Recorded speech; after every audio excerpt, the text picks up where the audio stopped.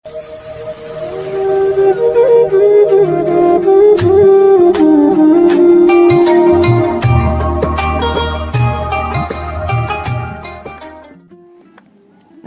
वालेकुम my YouTube family, कैसे हैं आप सब। उम्मीद करते हैं आप सब खैरियत से होंगे और अपने अपने घरों में बिल्कुल खुश होंगे। मैं भी बिल्कुल ठीक ठाक हूँ।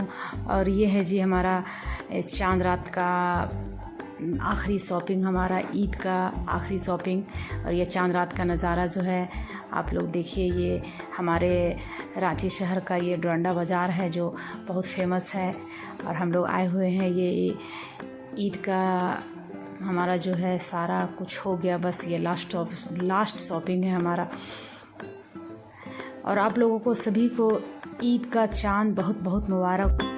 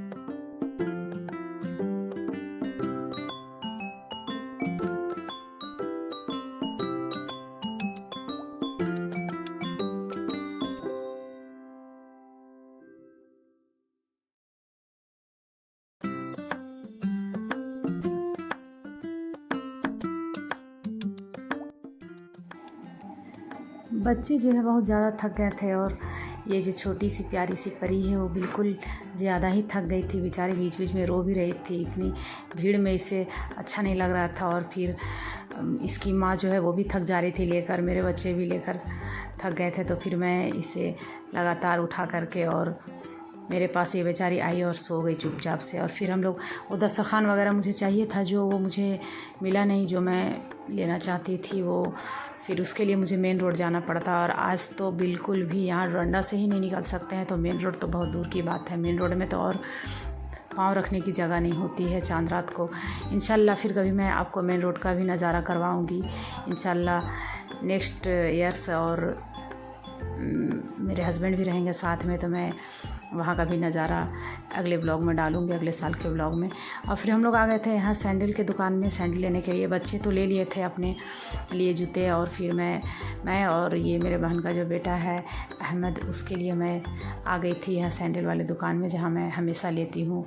ये हमारे पहचान वाले भाई हैं, वो उन्होंने अच्छे अच्छे सैंडल दिखाए। और हम लोगों ने फिर बस लास्ट में जो है बस यही सब का शॉपिंग होता है, मेकअप वगैरह, ज्वेलरी वगैरह, और फिर ये जूते चप्पल जो होते हैं जो बस इसी दिन के लिए पेंडिंग रखते हैं हम लोग की, बस चांद रात का नज़ारा भी करना है। और फिर थोड़े बहुत जो है वो क्रॉकरी आइटम जो होते हैं सेवइयाँ के लिए, वो सेवइयाँ के लिए जो हर चीज़ कांच के जो होते हैं वो सब लेने के लिए मैं आ गई थी इस तरफ। और फिर देखिए कितने प्यारे लग रहे हैं ये सारे बॉल्स जो है, गिलास और ये जो प्याले वगैरह, दस्तरखान और ये सब सारे कुछ इतना अच्छा लगता है कि बस रमज़ान बोलो तो बस एक मेहमान है हमारे लिए, अल्लाह की तरफ से एक तोहफ़ा है हमारे लिए। ईद जो है हमारे लिए एक तोहफ़ा है।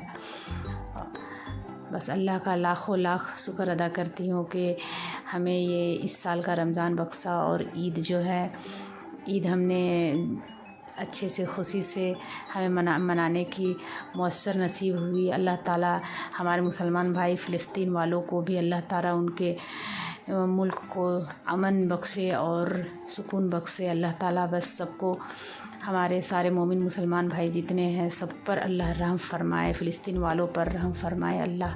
और मैं यहाँ आ गई थी चूड़ियों के लिए, ड्रेस के मैचिंग चूड़ियों के लिए। मैं और मेरी बहन जो है वो, मेरे बच्चे भी हर साल ईद में चूड़ियाँ लेते हैं। वो लोग जो है दोनों साल भर तो कुछ भी नहीं ऐसे रहती है, वो लोग पहनती नहीं है, लेकिन बस लेना ज़रूरी है, ले करके और बस रख देना है सजा करके कबट में, और ड्रेसिंग में सजा हुआ रहेगा साल भर। तो फिर मैंने उन लोगों को मना किया कि चूड़ियाँ मत लो, लेकिन वो लोगों का शौक़ है कि बस हर साल ईद में ड्रेस का मैचिंग उन्हें चूड़ियाँ चाहिए ही। तो मैं बोली चलो ले लो चल करके, और फिर मैं यहाँ चूड़ियाँ लेने लगी थी। और फिर उसके बाद फिर काफ़ी टाइम हो गया, लगभग 10 साढ़े 10 11 बज गया था, लेकिन मार्केट में अभी तक वैसा ही भीड़ और वैसा ही रौनक लगी हुई थी। फिर मुझे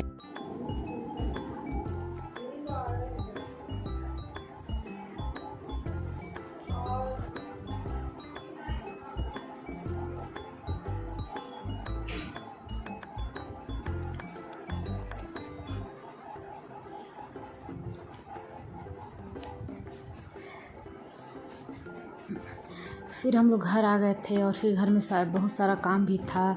जिस तरह के आप लोग भी जानते होंगे कि चाँद रात को हम जैसी औरतें जो है, हम लोग औरतों को ये सारा टेंशन होता है, घर सजाना संवारना कल के लिए, फिर कल टाइम नहीं मिल पाता है। तो रात में ही मैंने सोचा कि सारे घरों में, सारे रूम में जो है पर्दे वगैरह लगा दूँ। ये सारे पर्दे मैंने पिछले साल ही परचेज़ किया था अपने हस्बैंड के साथ। और फिर ये जो है हॉल में जो सारा सोफ़े वगैरह और सेंटर टेबल, ये सब सारा कुछ क्लीन करके मैं रात को ही फ़ारिग हो जाती हूँ। हर साल चाँद रात को ही, सुबह का मैं ज़्यादा टेंशन नहीं रखती हूँ।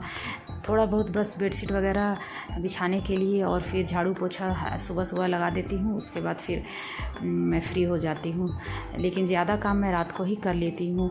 और काफ़ी रात हो गई थी, 11-12 बज ही गया था। और चाँद रात को तो लगभग हम लोग सोते ही नहीं हैं। बच्चियाँ तो बिल्कुल मेहंदी के लिए मेहंदी लगाती हैं वो, और फिर मेहंदी के लिए वो लोग बैठ जाएंगी। मुझे तो वो लगा दी थी पहले ही। उसके बाद फिर मेरा एक हाथ में रह गया था, तो वो कह रही थी अम्मी जल्दी काम करके फ़ारिग हो, तो आपको मेहंदी लगाऊं पैर में और ये। तो फिर